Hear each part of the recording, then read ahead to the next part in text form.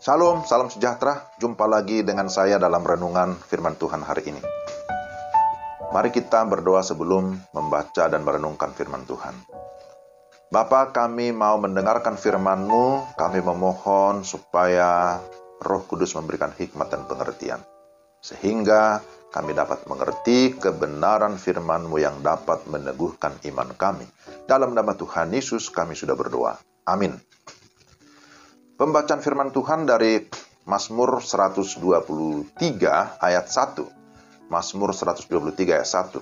Kepadamu aku melayangkan mataku, ya Engkau yang bersemayam di surga. Tema kita hanya memandang kepada Tuhan. Saudara-saudara yang dikasihi Tuhan, ketika seseorang dalam keadaan kalut, dalam keadaan galau, atau himpitan pikiran maupun perasaan, seringkali dia menatap ke satu arah atau ke satu titik tertentu, namun tatapannya kosong. Memandang tetapi dengan pandangan yang hampa, seolah-olah tidak ada harapan. Pikirannya bisa menjadi tanda kutip liar, kemana-mana, tanpa arah atau fokus yang jelas. Sehingga tidak sedikit orang yang akhirnya bisa stres, bisa frustasi dalam menjalani kehidupan. Maka ayat ini menjadi sangat penting bagi kita.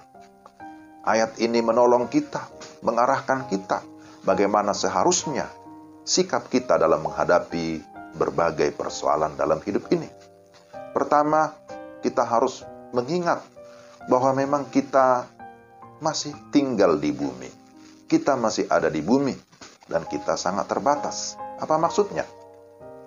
Hidup di dunia ini bisa dikatakan identik dengan tantangan. Karena dunia sudah terpolusi dengan dosa. Manusia sudah tercemar oleh dosa. Dengan demikian, manusia penuh dengan kelemahan, penuh dengan keterbatasan. Dan kita harus ingat bahwa dunia di mana kita berada bukanlah tempat yang kekal, tapi hanya tempat persinggahan, tempat sementara, seperti kemah yang suatu saat akan dibongkar. Jadi, dunia adalah tempat di mana kita bergumul, di mana kita berjuang.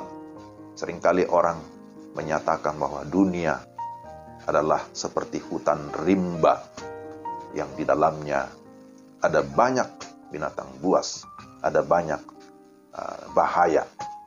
Tetapi kita tidak akan terpaku di dalam dunia yang berdosa ini. Sebagai orang percaya, kita diarahkan kepada Allah yang bersemayam di surga. Jadi di dalam ayat ini dikatakan, Engkau yang bersemayam di surga. Ternyata ada surga. Maka karena itu kita mengarahkan pandangan kita ke sana. Ke surga, di mana Tuhan bersemayam di sana. Surga itu ada, dan surga itu nyata. Surga adalah tempat kekekalan yang mulia, di mana Tuhan menjadi Raja yang bersemayam dan bertahta di sana. Memang saya, saudara, belum pernah ke surga, tapi Alkitab menyatakan bahwa Tuhan ada di sana. Dia ada di surga. Bahkan dalam Yohanes 14 disebutkan bahwa Dia ada di surga, menyediakan tempat bagi orang-orang percaya. Yang kedua, mari kita memfokuskan pandangan kita kepada Tuhan. Pemazmur mengajak kita supaya memandang kepada Tuhan ketika menghadapi tekanan dalam hidup ini. Pemazmur menyadari bahwa dia sangat-sangat tidak berdaya dalam menghadapi tekanan dari musuh-musuhnya. Maka dia di sini menyamakan dirinya seperti hamba atau budak. Tapi hamba, dia memiliki satu optimisme. Maka di sini dikatakan, hamba itu memandang kepada tangan tuannya. Atau hamba itu memandang kepada nyonyanya. Kenapa memandang kepada tangan tuannya? Artinya dia memiliki kebergantungan kepada tuannya. Hamba itu hanya bergantung kepada belas kasihan tuannya. Mengapa? Karena memang dia sudah dibeli dan sekarang menjadi milik atau hak tuannya. Tuannya bebas melakukan apa saja kepada hambanya. Maka dalam kelemahan dan ketidakberdayaan, kita diajak untuk melayangkan mata kita atau memandang kepada Tuhan. Karena di dalam Tuhan ada harapan. Di dalam Dia ada hidup. Di dalam Tuhan ada jaminan bahwa kita yang percaya kepadanya kelak akan bersama-sama dengan Dia di dalam kerajaan surga.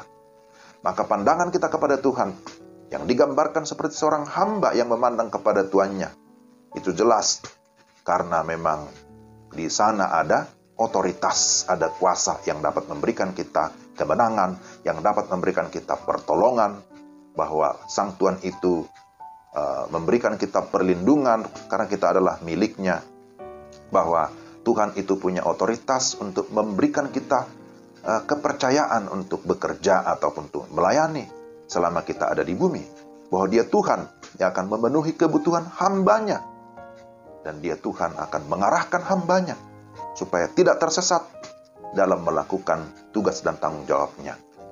Nah, ini adalah hal yang sangat penting. Dan Tuhan yang baik pasti juga akan menghargai atau memperlakukan hambanya yang baik dan setia. Jadi, hamba yang baik dan setia itu disebutkan kepada seorang hamba yang sungguh-sungguh melakukan kehendak Tuannya, yang berfokus kepada Tuhan. Jadi mari kita memandang kepada Tuhan. Artinya, fokus kepada Tuhan, lalu fokus kepada pekerjaan Tuhan. Dan saya percaya, Dia akan memulihkan saudara dan saya. Amin. Dialah yang akan memberikan kita rasa aman, rasa tenang, jaminan pemeliharaan, terlebih jaminan hidup yang kekal. Mari kita berdoa. Tuhan, terima kasih. Firman-Mu hari ini sungguh menguatkan dan meneguhkan kami. Kami adalah hamba-hamba-Mu, dan Engkau adalah Tuhan atau Tuhan kami, yang pasti menjaga dan melindungi, yang akan memelihara kehidupan kami di bumi, bahkan sampai ke dalam kerajaan surga. Terima kasih Tuhan untuk jaminan yang Tuhan berikan. Tolong kami, supaya kami sungguh-sungguh hanya berfokus kepada Tuhan, memandang kepada Tuhan, karena kami tahu Engkau penuh kasih dan belas kasihan, Engkau penuh kuasa, Engkau akan senantiasa memberikan kami pertolongan sesuai dengan kehendak-Mu. Dalam nama Yesus kami berdoa. Amin. Demikianlah renungan kita. Tuhan memberkati saudara sekalian. Salam.